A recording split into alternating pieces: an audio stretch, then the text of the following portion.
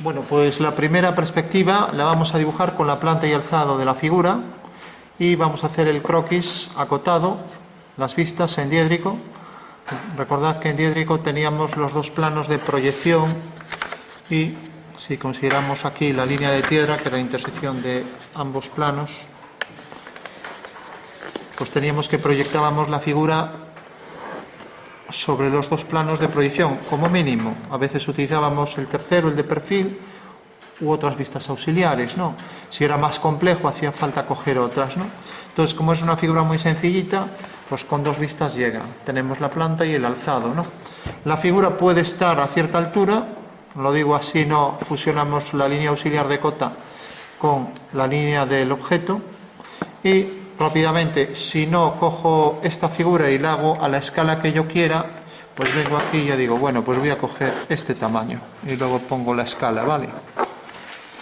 Bueno, y como sé que esto, bueno, esto no es exactamente la mitad, como ya dijimos, es algo menos, pero vamos a hacer que sea la mitad, ¿vale? A ver qué pasó ahora aquí.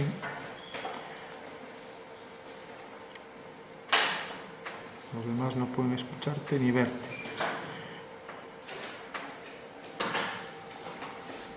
Ahí pinché en compartir pantalla. A ver dónde estará esto. Pues no sé dónde va a estar lo de compartir pantalla. Como nunca lo hice. A ver. Más. Ahí que la puede compartir. Grabadora, participante, silenciar, compartir. A ver si es esto.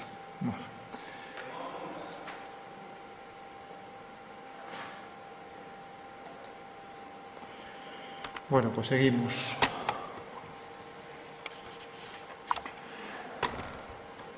Bueno, decíamos que íbamos a coger esto, imaginando que fuera la mitad, ¿no? Para hacer la escala más fácil y más rápido, ¿vale? Entonces, si hacemos las diagonales, vamos a coger un lápiz.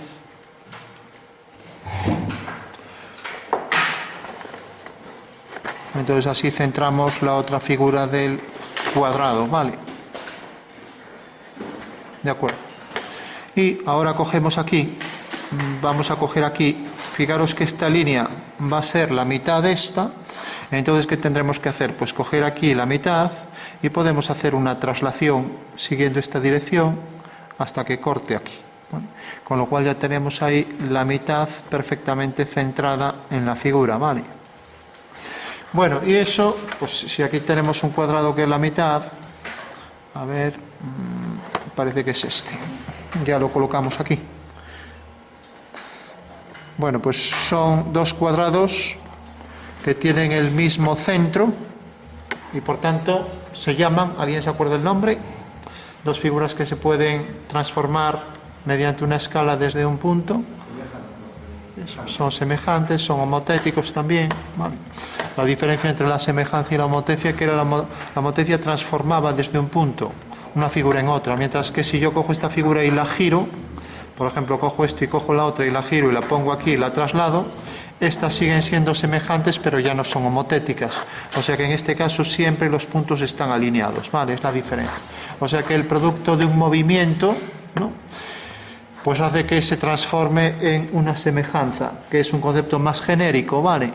Bueno, una vez que tenemos esto, dibujábamos también el alzado aquí, que siempre era a una misma escala y correlativo con la vista anterior. O sea que líneas finas, volvemos a dibujar esto, si quiero a cierta altura, ya que voy a poner ahí la cota para que no solaparla con la línea de piedra. Y luego el otro cuadrado, que creo que era este. Bueno, por último, ya sabéis que las cotas hay que poner la medida real. Esto entonces quedamos en que era 4 y esto 2, ¿vale? Entonces ya ponemos la medida real, estemos a la escala que estemos. Aquí dejábamos 8 milímetros, hacemos una línea en vertical, hacemos una abertura de 15 grados para esto y colocamos aquí la medida que era 4 centímetros. Podemos ponerlo también 40 en milímetros, etcétera. ¿Vale? Y como es vertical, pues va de esta manera. Y para no acotar esta de aquí, pues simplemente pongo el símbolo de cuadrado, con lo cual ya tengo este cuadrado, ya solo me falta este. Si lo pongo aquí, pues normalmente se deja ahí un pequeño hueco de desfase de 1 milímetro. Si lo pongo aquí a 8 milímetros se me pega esta línea, entonces puedo sacar los 8 milímetros sobre esta línea. ¿Vale? Bueno, pues ya tenía ahí la cota. Si el número me molesta que quede ahí tan pegado, pues puedo, si quiero sacar el número no hace falta que lo saque, pero las flechas creo que sí. ¿Vale? Las flechas deben estar llenas y tener esa abertura de 15 grados. ¿De acuerdo? Bueno, tenemos esto y también es otro cuadrado y medida 2. Vale. Y por último aquí, pues tenemos también, lo único que necesitamos es la altura, porque aquí ya sabemos que es un cuadrado. Esta medida la tenemos, porque nos dice esto que es un cuadrado. Entonces ya solo basta con colocar la altura de ambas. Vale. Las cotas a 8 milímetros también. Línea auxiliar de cota, desfase aquí de 1 milímetro. Y flecha de línea de cota. Bueno, aquí no debí ponerlas así, ya que las voy a poner alineadas. Entonces no conviene poner así. Entonces lo que conviene hacer, ni me estaba fijando, es hacer esto. Lo pongo aquí aparte. ¿Vale? Entonces pongo la flecha aquí, pongo esta flecha aquí y pongo esta aquí. Con lo cual pongo esta medida que es 4. ¿Vale? Esto, aunque ya sé que esta medida es un cuadrado, pues puedo poner el cuadrado, pero bueno, lo sabemos ya, aquí con la altura nos llega, ¿vale? Y luego esta medida pues era 2, también la altura, no hace falta que ponga el símbolo, ¿vale? Entonces, puedo aprovechar, si os fijáis, esta cota, esta flecha de la cota, y poner esta de este lado, y no necesito poner más, ¿vale? Así lo haría ahí. Aquí ya lo puse así, bueno, lo dejo, pero no está bien, esto no está bien, ¿vale? Ahora aprovecho esta para aquí y pongo aquí la flecha. Debe ser al revés porque esta es la pequeña, ¿no? Bueno, por último, aunque tampoco lo hacéis, pues esta figura es simétrica, se pone un eje de simetría central, ya que en interiores esto no se viene haciendo. Y como esto es un cuadrado, pues y hay simetría de esto, se pondría para el cuadrado. Pero ¿qué pasa? Realmente este no es un eje de simetría de toda la pieza, entonces aquí no se pone, ¿vale? Ya que estamos considerando globalmente toda la pieza. Lo mismo aquí, hacemos hay simetría respecto a este eje y lo hay respecto a este eje. Vale. Bueno, tenemos ya la acotación y rápidamente pasamos a la perspectiva. Antes de nada ponemos la escala, entonces medimos esto. Siempre hacéis el dibujo, esto mide 24. Ahora lo voy a poner, bueno, lo voy a poner así, ya que tengo aquí en centímetros. 2,4 centímetros es a 4 centímetros. Vale, esa es la escala. Por supuesto tengo que quitar la coma, entonces tendré 24 es a 40. 8 por 3, 24, 8 por 5, 40. 3/5. Vale. O sea que si esto lo dividimos en 5 partes, cogemos 3, esa es la escala, ¿vale? Siempre hay que consignar la escala al lado del dibujo, ¿de acuerdo? Siempre. Porque necesitamos saber qué tamaño tiene respecto al real, ¿no? Vale. Y si lo hiciéramos gráficamente, fijaros qué sencillo, este es el cubo. Y me dicen, hay que hacer la escala 3/5 de esto. Esto tenemos aquí el vértice. Y entonces lo que hago en una dirección cualquiera, pues cojo el 3 y cojo el 5. Vale, aquí lo tengo ya. Y ahora, fijaros que voy a marcar siempre el punto 3, 1, 2, 3 y el punto 5. O sea, los dos números que expresan la escala, ¿vale? Entonces alineo el 5 con el punto del final y hago una paralela por el punto 3, ¿vale? Eso quiere decir que esto, si fuera 5, que no lo es, se reduce a esto que es 3, ¿vale? Por último, la homotecia, como conserva la alineación de los puntos, pues el punto A se ha transformado en A' desde el centro O. Entonces, si alineo el punto B con O, pues tengo que ahora aquí, puedo hacer ya una paralela a esta línea hasta que corta aquí, y aquí otra paralela a esta línea hasta que corta aquí. El transformado de C es C' y de B es B', ¿vale?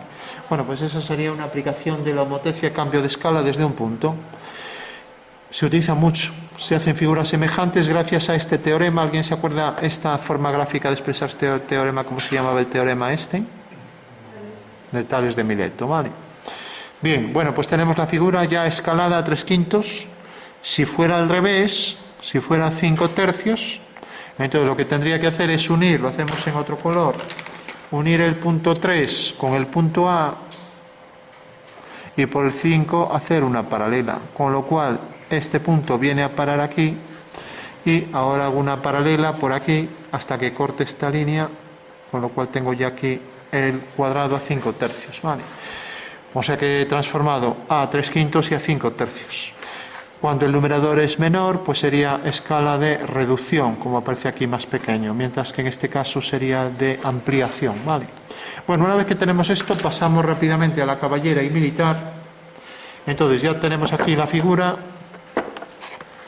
Vamos a aprovecharnos, en vez de hacerla así pequeña para verla mejor, ya de este cubo.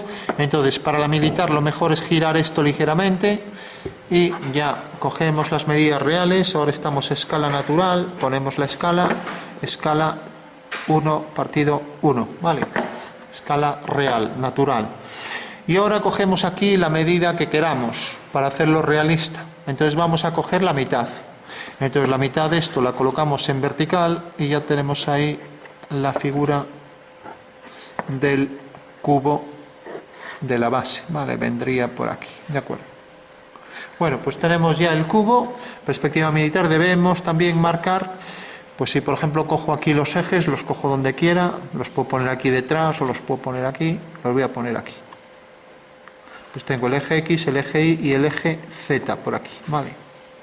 Hay que marcar la reducción sobre el eje Z y sería reducción sobre Z la mitad, ¿vale? Podemos coger 2/3, 3/4, 4/5, lo que queramos, ¿vale? Pero siempre reducimos, lo ampliamos, si no, no parece un cubo. Bueno, por último había que coger aquí la medida de la mitad y trasladarla. Entonces hacíamos las dos diagonales para obtener el centro de este otro cuadrado. Y ahora cogíamos esta mitad, la trasladábamos aquí siguiendo esta dirección, ¿vale? Entonces cortaba aquí. Eso quiere decir que este segmento, que es de mitad, pues ya lo tenemos aquí. Y entonces ahora tenemos la homotecia de centro, este punto, ¿vale? También le damos la mitad de este lado, entonces cogemos la mitad, la colocamos aquí, esta medida la colocamos aquí, y ya tenemos ahí el cubo en la posición vertical sobre la figura, ¿vale? Fijaros que es muy importante en los bocetos trabajar también con sombras, reflejos, etcétera, para hacer objetos realistas cuando hacéis un boceto, ¿no? Es un tema de geometría descriptiva también, cálculo de sombras y de reflejos. Incluso antes había una sola asignatura de eso, hace muchos años, que se llamaba esciografía, ¿no? Que era el cálculo de sombras, e incorporaba también. Y bueno, gráficamente se puede calcular la difusión, la difracción, la refracción, la dispersión, cantidad de fenómenos de luz, aparte de la reflexión. Lo que pasa que, por ejemplo, la refracción, todo el mundo lo ha visto cuando, por ejemplo, pones una regla en el agua y se tuerce, ¿no? Pues ahí tenéis, cambia la dirección porque cambia la velocidad y entonces se produce ese efecto de distorsión, ¿no? Hay que calcular los índices de refracción para saber, pero bueno, eso como se da poco, lo que sí, la reflexión sí que se viene utilizando con frecuencia. Entonces ya que tenemos aquí la figura, rápidamente hacemos las sombras, la reflexión, y para no complicarnos hacemos que la sombra de la figura salga dentro, ¿vale? Entonces si decimos que por ejemplo este punto tiene su sombra aquí, entonces este triángulo habrá que colocarlo también aquí y aquí detrás, ¿vale? Con lo cual la sombra de esta cara que aparece como romboide será este otro romboide y de la de atrás será esto, ¿vale?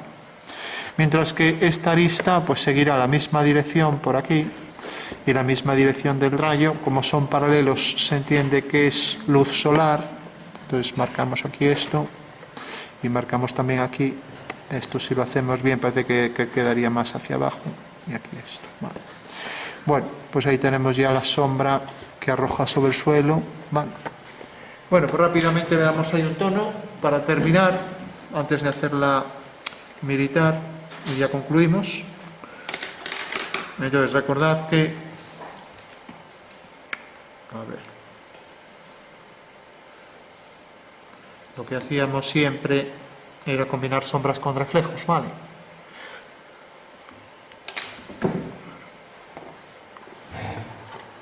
Entonces le damos un tono a todas las caras paralelas con la misma intensidad.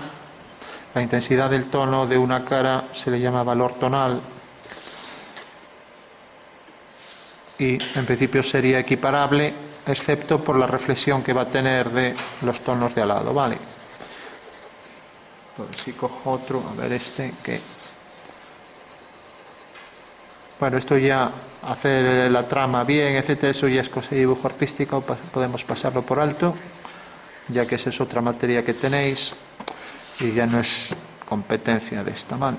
Entonces lo hacemos así en plan informal. Entonces aquí lo que nos interesa es el cálculo nada más, ¿vale? Bueno, y para hacer el cálculo de la reflexión supongo que todo el mundo lo tendrá claro también, ¿no? Bueno, esto no hay dudas sobre esto, ¿no? Entonces la reflexión sería una simetría espacial, ¿os acordáis de la primera opción, simetría? En AutoCAD sería simetría 3D, ¿no? Bueno, y esta cara quedará reflejada aquí. ¿En tus láminas también hacen eso? Sí, si aparece con sombras, pues mejor. Y la reflexión de esto, si el suelo es reflectante, pues quedará aquí hacia abajo, solo se verá eso, ¿no? Vale. O sea que esto tiene luz, se reflejará la luz, y esto tiene sombra y proyectará la sombra aquí que se sumará, proyectará el reflejo que se sumará a esa sombra, con lo cual adquirirá más oscuridad, ¿vale? Que el reflejo, ¿de acuerdo? Bueno, todo el mundo entiende esto, ¿no? Lo mismo aquí, pues si esto fuera zona de reflexión, pues habría que marcar aquí más oscuro, ¿vale?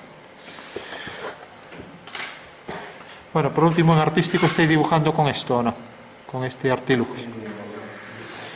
Bueno, pues lo recomiendo porque uniformiza bastante los tonos y entonces, bueno, se le da mejores calidades, ¿no? Lo recomiendo para hacer los bocetos incluso. Sobre todo si tiene la punta bien cónica, cosa que no es este caso. Para eso existe esto. Aparte de ello hay que martillarlo para que quede más blando y se convierte. Entonces al hacer esto se convierte en una pelusa y llega a difuminar muy bien, ¿no? Pero bueno, esto ya digo, serán cosas de artístico, porque aquí no vamos a entrar en esto. Entonces, cuanto más lo lijéis, más pelusa adquiere y mejor difumina, ¿vale? Entonces ya le damos ahí, entonces fijaros que hace el tono más homogéneo, cosa que, bueno, no siempre es lo que queremos conseguir, pero bueno, nos da una mejor idea de los tonos, ¿vale? Y aquí si queremos le damos, ya que la luz viene de arriba, pues esta cara quedará algo más oscura, lo que llamamos el tono medio, y esta también. Vale. Bueno, ¿alguna duda sobre esto? Creo que sobre sombras y reflejos no habrá duda ninguna, ¿no?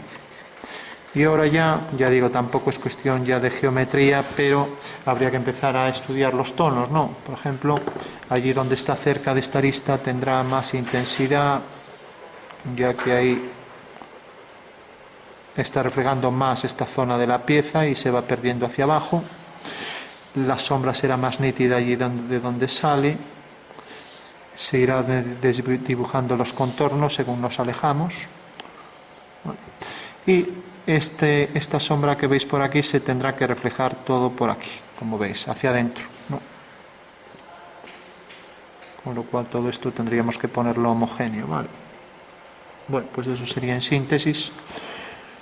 También normalmente el tono de atrás refleja la oscuridad del fondo, con lo cual o bien ponemos este que refleja la oscuridad hacia afuera, o bien cogemos de aquí hacia adentro, ¿no? Entonces marcamos así un poco la parte de abajo. Bueno.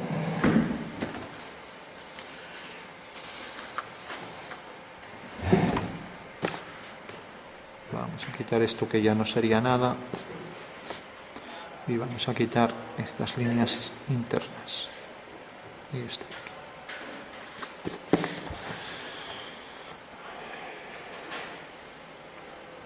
Bueno, se entiende, ¿no? Supongo que no habrá dudas sobre esto. Bueno, pues es un tema que siempre conviene controlar. Por aquí en paralelo hasta ahí. Bueno, vamos por último a hacer la perspectiva de tipo caballera, ya que esta es la militar y tenemos que variar los ejes y la posición de la figura, ¿vale? Aquí para los reflejos también dadle más intensidad siempre allí donde empieza el reflejo y se va perdiendo, ¿vale? Entonces, para hacer por último, y ahora lo hacemos con esta regla, la caballera, pues tenemos esto. A ver. Ahora vamos a hacer aquí una dirección cualquiera, deberemos marcar ese ángulo, normalmente se coge este ángulo, ¿vale? Entonces, si esto mide 50, pues ya pongo, si coloco aquí los ejes, voy a hacerle antes de nada una reducción, por ejemplo, de 2/3 para variar respecto a la otra. Llega hasta aquí, si fuera la medida total, entonces cojo 3 unidades, las voy a colocar aquí ya, 1, 2, 3, alineo el punto 3 con este y por el 2 hago una paralela, ¿vale? Por lo tanto ya sé que la pieza va a venir hasta aquí y la reducción sobre el eje Y es 2/3, ¿vale? Entonces, fijaros que eso no tiene nada que ver con la escala que estamos cogiendo. Esta es la escala de la reducción, ¿vale? Entonces, el cuadrado, digamos que se desplaza hasta aquí, provocando ya ahí esa forma, ¿vale? Unimos estos puntos siguiendo la dirección del eje Y. Y ahora colocaremos el otro cuadrado, que creo que era este. Bueno, como queda en las diagonales, dibujamos aquí esta diagonal, dibujamos la otra vez cogemos aquí el punto medio y lo trasladamos según esta dirección, las paralelas tienen la misma dirección, corta aquí y por tanto ya sabemos que el cuadrado va a venir por aquí. Debe pasar por estos puntos de las diagonales, sigue la dirección del eje Y, con lo cual ya puedo trazar ahí el cuadrado, ¿vale? A ver. Entonces aparecerá aquí perfectamente centrado sobre las diagonales y llegará aquí detrás hasta este punto. Bueno, no quedó muy allá, no está muy bien alineado, pero... Bueno, pues esa será la perspectiva de tipo caballera y lo que sí tendría que marcar todas las líneas que no se ven y que existen discontinuas. Ojo con eso, porque se nos puede pasar por alto.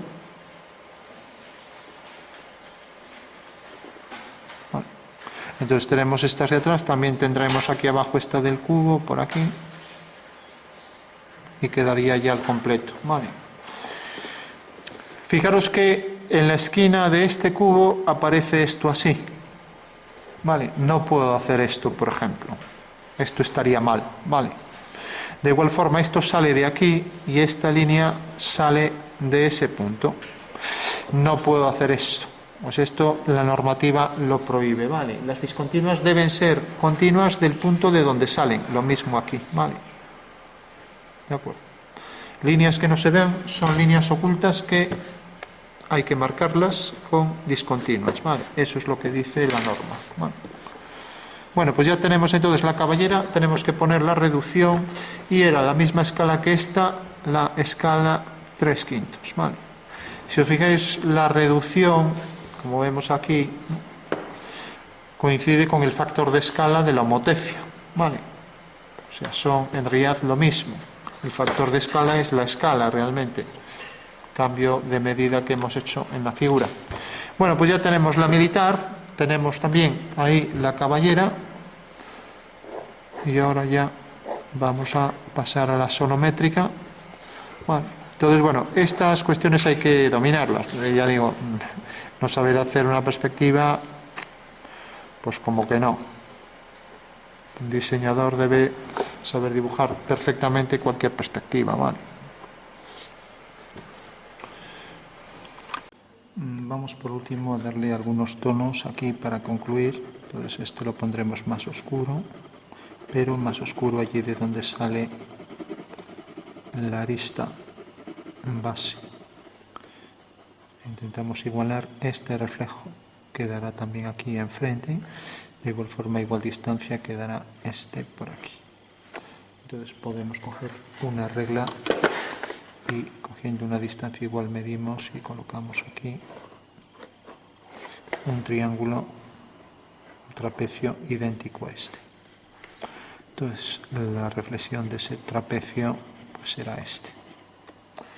Vamos a colocar debajo una hoja para que no coja la textura de la madera. Bueno, pues ahí tenemos ya la sombra la reflexión de esta sombra que se duplicará todo por aquí.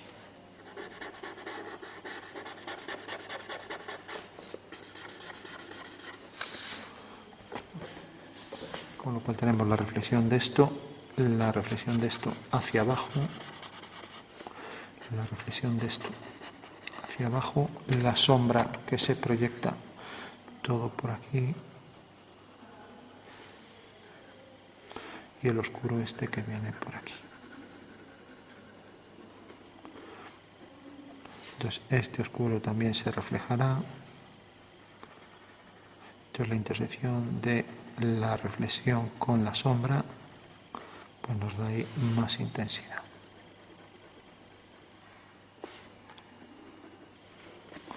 Bueno, pues ya tenemos ahí la pieza con sus reflejos fundamentales. También la reflexión de este tono pues vendrá por ahí detrás. Bueno, esto viene por aquí hasta aquí, bueno, o sea que termina aquí, ¿no? Pero como esto es claro, pues esto continuaría. Entonces vamos a darle aquí. Entonces imaginamos que el plano continúa por aquí, entonces esto llegaría hasta aquí y la luz esta tendrá que verse todo por aquí. Entonces, como ya es todo zona de luz, pues ya dejamos esto más claro, ¿no? Y ya es toda esta luz que aparece por aquí. Uniformizamos esto también. E incrementamos aquí el oscuro este que proyecta la reflexión sobre el suelo. Bueno, con lo cual también haríamos que esto fuera más homogéneo hacia abajo.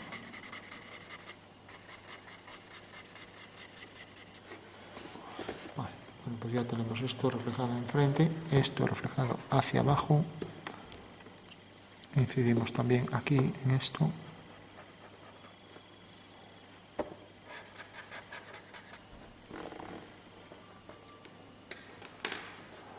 Teníamos el reflejo de esta cara aquí abajo. Esta podríamos marcarla si esto es reflectante un poco hacia abajo y también esto, aunque ya no lo vamos a hacer.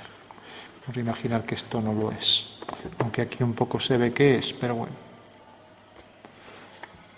Entonces, por último, podríamos hacer los contrastes. Entonces, el contraste, por ejemplo, para esta línea, marcamos aquí el contraste para la intersección del plano vertical con el suelo. Aquí vamos a completar esta línea y aquí continuamos también la línea un poco.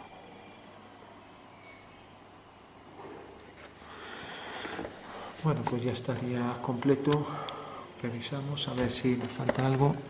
Aquí hacemos que tenga más homogénea la zona de sombra, que está un poco irregular.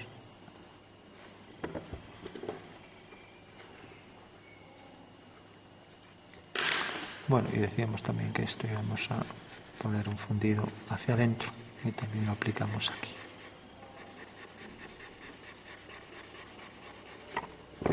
Hacia afuera. Aquí igual.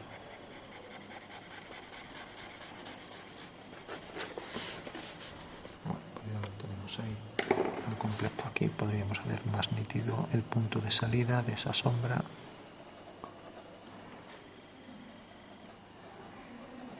Y ya lo tendríamos completo.